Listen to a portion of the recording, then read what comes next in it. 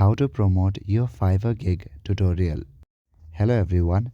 In this video, I'm gonna explain to you how you can promote your Fiverr gig. The first thing that you need to keep in mind while creating a Fiverr gig is to make it professional, write a catchy title, and create a compelling description.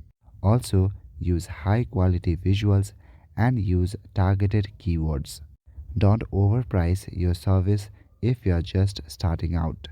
Once you start getting clients and reviews, you can increase your pay. The most easiest way to promote gigs is on social media. Use social media platforms such as Instagram, Twitter, Facebook, LinkedIn, and TikTok to create content.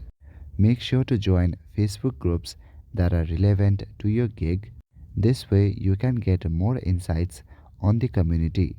Additionally, you can even start a blog or YouTube channel to promote your gig. Many people might have questions about your service. Answer them on your YouTube to build trust with your audience. With that, you can start networking with freelancers or collaborate with influencers. So that is it for this video. I will see you in the next one. Thank you.